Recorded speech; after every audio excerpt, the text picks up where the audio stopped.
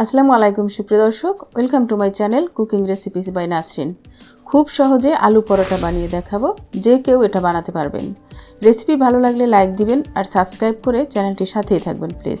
চলুন তাহলে দেখে নেই কী কী লাগছে। আলু পরোটা বানানোর জন্য ময়দা নিয়েছি 2 কাপ।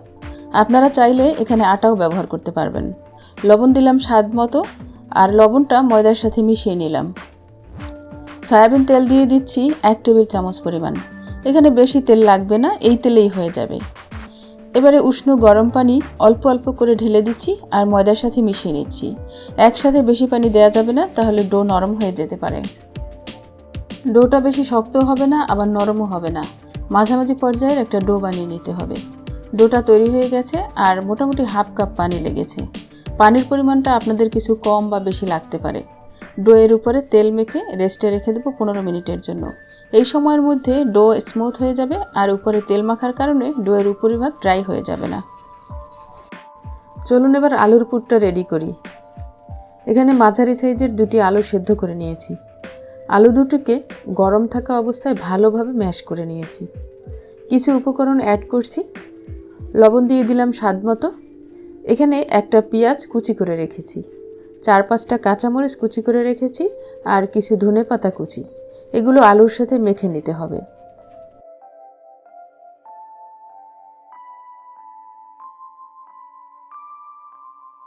উপকরণগুলো আগে একটু নরম করে নিতে হবে।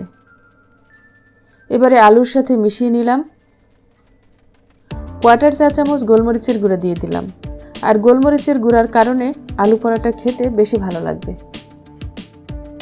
আলু পরোটার পুর তৈরি হয়ে গেল। চলুন এবারে পরোটাগুলো বানিয়ে নিই। ময়দার ডোটা বেশ স্মুথ হয়েছে, আরও কিছুক্ষণ মথে নিচ্ছি। এবারে পরোটার লেচি কেটে নিচ্ছি। 2 কাপ ময়দায় 5টা পরোটা হবে। আমি মাঝারি সাইজের পরোটা বানাবো, তাই 5টা হবে।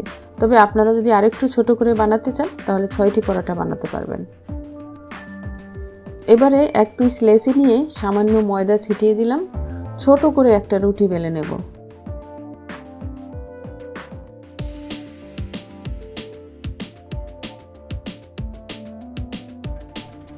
আলুর পুর বা আলুর ভর্তাটাকে গোল করে বানিয়ে নিয়েছি। এবারে রুটির মাঝখানে বসিয়ে দিয়ে রুটির চারপাশ টেনে টেনে মাঝখানে এনে লক করে দিতে হবে।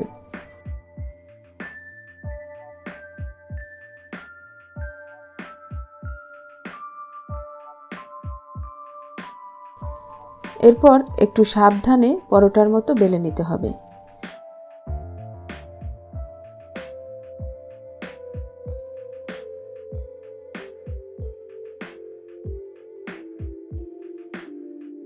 বেশি চাপ দেওয়া যাবে না, আলতো হাতে পরোটাগুলো বেলে নিতে হবে, যাতে পুর বেরিয়ে না যায়।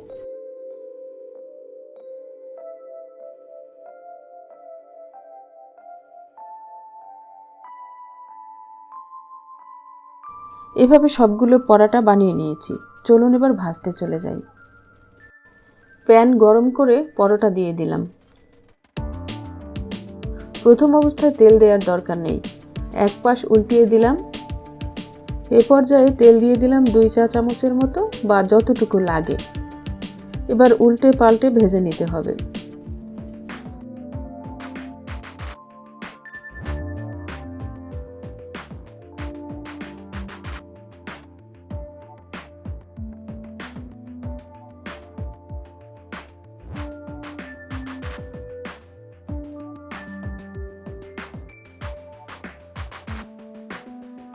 এভাবে সবগুলো পরোটা ভেজে নিলাম।